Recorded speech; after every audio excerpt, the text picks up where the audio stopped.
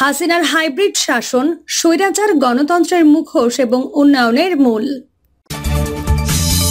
এবং সর্বশেষ জানাবো ফিরে দেখা আওয়ামী লীগের স্বৈরাচার। একাদশ জাতীয় নির্বাচনে আগের রাতে ভোট হয়েছে, এটা প্রতিষ্ঠিত সত্য। এতক্ষণ শুনছিলেন সংবাদ শিরোনাম, এবার বিস্তারিত। হাসিনার হাইব্রিড শাসন, স্বৈরাচার গণতন্ত্রের মুখোশ এবং উন্নয়নের মূল। 1971 সালে পাকিস্তান থেকে স্বাধীনতা লাভের পর থেকে বাংলাদেশের রাজনৈতিক অস্থিরতার দীর্ঘ ইতিহাস রয়েছে। দেশটি গণতান্ত্রিক এবং স্বৈরাচারী সরকারের মিশ্রণের অভিজ্ঞতা লাভ করেছে। যাই হোক, সাম্প্রতিক বছরগুলিতে দেশটি একটি স্বৈরাচারী সরকার দ্বারা আধিপত্য বিস্তার করেছে, যা ভিন্ন মত এবং বিরোধীদের প্রতি সহনশীলতার অভাব দেখিয়েছে। বাংলাদেশের বর্তমান সরকার প্রধানমন্ত্রী শেখ হাসিনার নেতৃত্বে রয়েছে, যিনি 2009 সাল থেকে ক্ষমতায় রয়েছেন। তার দল আওয়ামী লীগ 2009, 2014, 2018 এবং 2024 সালে সাধারণ নির্বাচনে জয়লাভ করেছিল, কিন্তু বিরোধী দলগুলো অভিযোগ করেছে যে নির্বাচনে কারচুপি হয়েছে এবং পুনরায় নির্বাচনের দাবি করেছে। তবে সরকার দাবি প্রত্যাখ্যান করে এবং তার শাসন চালিয়ে যায়। এটি সরকারের একটি অভ্যাস, যেখানে এটি বিরোধী এবং ভিন্ন মতের প্রতি সামান্যই সহনশীলতা দেখায়। সরকারের বিরুদ্ধে বাক ও সংবাদপত্রের স্বাধীনতা দমনের অভিযোগ রয়েছে। 2018 সালে সরকার ডিজিটাল নিরাপত্তা আইন প্রণয়ন করেছে, যা সরকার ধর্ম বা জাতির পিতা সম্পর্কে যে কোনো অনলাইন সমালোচনাকে অপরাধ বলে গণ্য করে। আইনটি অস্পষ্ট এবং অপব্যবহারযোগ্য, এবং এটি সরকারের সমালোচনাকারী সাংবাদিক এবং কর্মীদের গ্রেফতার করতে একাধিকবার ব্যবহৃত হয়েছে। সরকার বিভিন্ন সময়ের সংগ্রাম, আমার দেশের মতো স্বাধীন সংবাদ মাধ্যমও বন্ধ করে দিয়েছে। তাছাড়া সরকার মানবাধিকার কর্মী ও রাজনৈতিক বিরোধীদেরও টার্গেট করেছে। 2018 সালে শহীদুল আলম, একজন বিশিষ্ট মানবাধিকার কর্মী, ছাত্র বিক্ষোভে সরকারের সহিংসতার সমালোচনা করার জন্য গ্রেপ্তার হন। তার বিরুদ্ধে মিথ্যা তথ্য ছড়ানো এবং সহিংসতা উস্কে দেওয়ার অভিযোগ আনা হয়েছিল, তবে অভিযোগগুলোকে রাজনৈতিকভাবে উদ্দেশ্যপ্রণোদিত ছিল। 2019 সালে সরকার রাজনৈতিক প্রতিপক্ষ সাবেক প্রধানমন্ত্রী খালেদা জিয়াকেও দুর্নীতির অভিযোগে গ্রেপ্তার করেছিল। অভিযোগগুলি রাজনৈতিকভাবে উদ্দেশ্যপ্রণোদিত এবং তাকে রাজনীতি থেকে দূরে রাখার চেষ্টা হিসেবে ব্যাপকভাবে সমালোচিত হয়েছিল। ফিরে দেখা আওয়ামী লীগের স্বৈরাচার। একাদশ জাতীয় নির্বাচনে আগের রাতে ভোট হয়েছে, এটা প্রতিষ্ঠিত সত্য। নানা ক্ষেত্রে সমালোচিত এই কমিশনের সদস্য মাহবুব তালুকদার বিভিন্ন বিষয়ে নির্বাচন কমিশনের সিদ্ধান্তের বিপরীতে দাঁড়িয়ে আলোচনার জন্ম দিয়েছেন। নির্বাচন কমিশনার হিসেবে দায়িত্ব নেওয়ার পর ইভিএম সহ বিভিন্ন বিষয়ে কমিশনের সিদ্ধান্তের সঙ্গে ভিন্ন মত পোষণ করেছেন তিনি। এমনকি ইভিএম নিয়ে বিরোধিতা করে নোট অব ডিসেন্ট দেওয়া থেকে শুরু করে কমিশন সভা বর্জন করেছেন তিনি। এর পরিপ্রেক্ষিতে মাহবুব তালুকদারকে বিএনপির মনোনীত হিসেবে দেখে এসেছেন ক্ষমতাসীন আওয়ামী লীগের অনেক নেতা। বিভিন্ন সময়ে তার সমালোচনায় মুখর হতে দেখা গেছে আওয়ামী লীগের অনেক মন্ত্রী ও শীর্ষ নেতাকে। এ অবস্থায় বর্তমান কমিশন থেকে বিদায় নেওয়ার আগে গত 5 বছরে কমিশনের নানা কর্মকাণ্ড, জাতীয় ও স্থানীয় নির্বাচনগুলোতে কমিশনের ভূমিকা ও ভবিষ্যৎ নির্বাচনের বিষয়ে করণীয় নির্ধারণ সহ বিভিন্ন বিষয়ে কথা দ্য ডেইলি স্টারের সাথে কথা বলেছেন মাহবুব তালুকদার। অ্যানালাইসিসের পাঠকদের জন্য সাক্ষাৎকারটি হুবহু তুলে ধরা হলো। নির্বাচন কমিশনার হিসেবে 5 বছর মেয়াদ পূর্ণ করলেন। কেমন অভিজ্ঞতা হলো? মাহবুব তালুকদার নির্বাচন কমিশনার হিসেবে বাইরের শান শওকত, গানম্যান প্রোটেকশন ফোর্স, অফিস ও বাসায় জাতীয় পতাকা, গাড়িতে নিজস্ব পতাকা ইত্যাদি আমার জন্য ছিল নতুন এক অভিজ্ঞতা। কিন্তু অভ্যন্তরীণ নানাবিধ টানাপোড়েনে আমি বিপর্যস্ত ছিলাম। আমি নির্বাচন সম্পর্কে নীরব জনগোষ্ঠীর না বলা কথা শোনার চেষ্টা করেছি এবং তার মনোভাব অনুযায়ী চলতে চেয়েছি। কারণ নির্বাচনে জনমানুষের প্রতিফলন অপরিহার্য।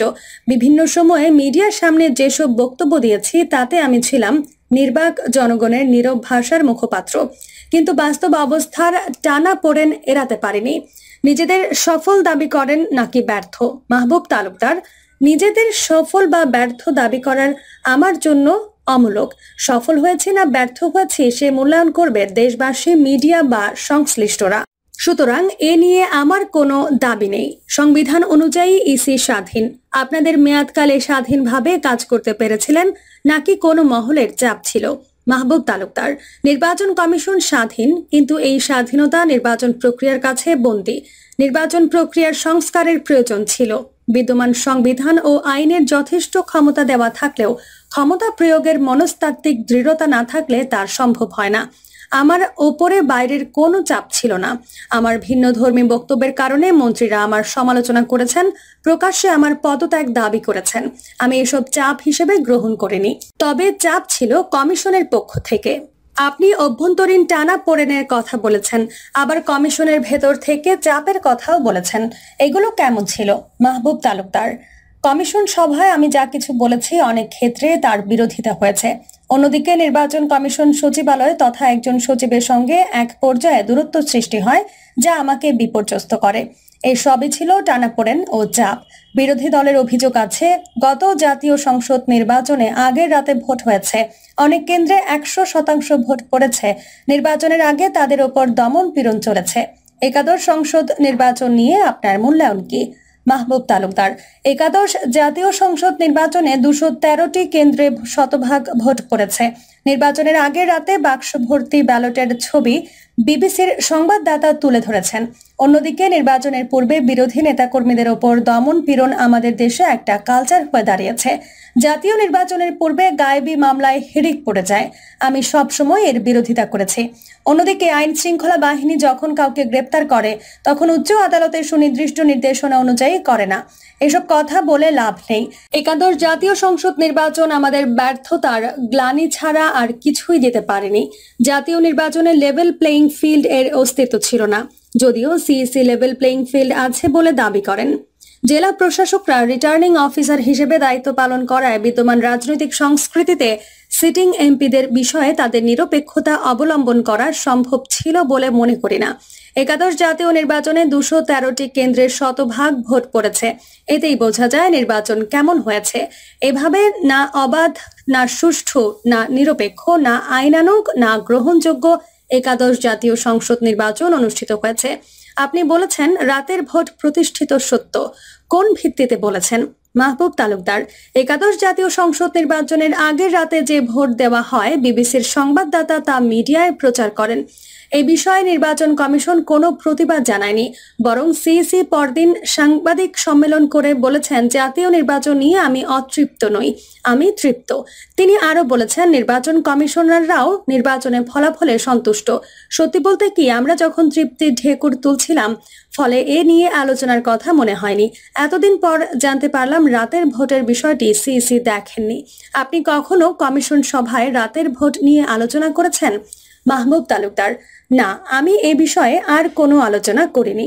ইসি উল্লেখিত অভিযোগগুলো নিজ থেকে তদন্ত করতে পারত কিনা? আপনারা নিজেরা তদন্ত করলেন না কেন? মাহবুব তালুকদার: একাদশ জাতীয় সংসদ নির্বাচনে আগের রাতে ভোট দেওয়া হয়েছে, এটা প্রতিষ্ঠিত সত্য। এই নির্বাচনে অভিযোগগুলো তদন্তে আদালত বা অন্য কারো নির্দেশনার প্রয়োজন ছিল না। আমার ধারণা, রাতের ভোটের বিষয়টি তদন্ত করলে নিজেদের ওপরেই দায় এসে পড়ত বলে তদন্ত হয়নি। আমাদের অধীনে কুমিল্লা ও নারায়ণগঞ্জ সিটি কর্পোরেশন নির্বাচন প্রশংসিত হয়েছে, কিন্তু অন্য অনেক স্থানীয় নির্বাচনে সহিংসতা, অনিয়ম নিয়ে সমালোচনাও আছে। অন্য নির্বাচনগুলোতে আপনারা ব্যর্থ কেন হলেন? মাহবুব তালুকদার: কুমিল্লা সিটি কর্পোরেশন নির্বাচনের সময় নতুন কমিশন হিসেবে আমাদের দায়িত্ব পালনে বাইরের কোনো হস্তক্ষেপ ছিল না। প্রথম দিকে আমরা স্বাধীনভাবে কাজ করতে উদ্বুদ্ধ ছিলাম। অন্যদিকে নারায়ণগঞ্জ সিটি কর্পোরেশন নির্বাচনে ভেতর ও বাইরের নানা চাপের কারণে সরকারের কোনো প্রত্যক্ষ বা পরোক্ষ হস্তক্ষেপ ছিল না। দলীয় সরকারের অধীনে নির্বাচন সুষ্ঠু হওয়া সম্ভব, এটা প্রতিষ্ঠিত করার সুযোগ দেওয়া হয়েছিল। ফলে এই নির্বাচন ছিল ব্যতিক্রমী। অন্যদিকে গাজীপুর সিটি কর্পোরেশন নির্বাচন আমি গভীরভাবে পর্যবেক্ষণ করে এর স্বরূপ সন্ধান করি, এর বিশদ প্রতিবেদন তৈরি করি ও বরিশাল সিটি কর্পোরেশন নির্বাচনে আমি একক দায়িত্ব পালন করেছি। অনিয়মের কারণে বরিশালের নির্বাচন বন্ধ করতে চেয়েও সহকর্মীদের অসহযোগিতায় আমি তা পারিনি। এই দুটি নির্বাচন কমিশনের কোনো দায়িত্ব কর্তৃত্ব ছিল বলে মনে হয় না। আইন শৃঙ্খলা রক্ষাকারী বাহিনীর পক্ষপাতিত্ব ছিল দৃশ্যমান। আবার চট্টগ্রাম সিটি কর্পোরেশন নির্বাচন ছিল অনিয়মের মডেল। বাকি সিটি কর্পোরেশন নির্বাচনেরও তথৈবচ অবস্থা, যেন তেনভাবে নির্বাচন হয়েছে। আপনারা আইন শৃঙ্খলা বাহিনী ও স্থানীয় প্রশাসনের ওপর নিয়ন্ত্রণ কেন রাখতে পারেননি? মাহবুব তালুকদার: সংসদ নির্বাচনের আগে প্রশাসন ও আইন শৃঙ্খলা বাহিনীও ইসির নিয়ন্ত্রণে ছিল না। বর্তমান নির্বাচন প্রক্রিয়ায় এটাই তো স্বাভাবিক। নির্বাচনের সংশ্লিষ্ট কর্মকর্তারা জানেন নির্বাচন কমিশন সাময়িকভাবে তাদের বস হলেও স্থায়ী বস হচ্ছেন যারা সংসদ সদস্যদের চেয়ারে আসীন হয়ে পুনরায় নির্বাচনে সংসদ সদস্য হবেন। রিটার্নিং অফিসারদের নিরপেক্ষহীনতার কথা আগেই বলেছি। আমার মতে জাতীয় নির্বাচনের পূর্বে জনপ্রশাসন ও স্বরাষ্ট্র মন্ত্রণালয়ের নির্বাচন কমিশনের অধীনে ন্যস্ত হওয়া উচিত। আপনাদের কমিশনের বিরুদ্ধে দেশের ৪২ জন বিশিষ্ট নাগরিক নির্বাচনে অনিয়ম, আর্থিক অনিয়ম ইত্যাদির অভিযোগ এনে রাষ্ট্রপতির কাছে চিঠি দিয়েছেন এবং সুপ্রিম জুডিশিয়াল কাউন্সিল গঠনের দাবি করেছেন। এ বিষয়ে আপনার মন্তব্য কি? প্রিয় দর্শক, এই ছিল এখনকার সর্বশেষ সংবাদ। আপডেট সব সংবাদ পেতে চ্যানেলটি সাবস্ক্রাইব করে বেল আইকনটি ক্লিক করে রাখুন।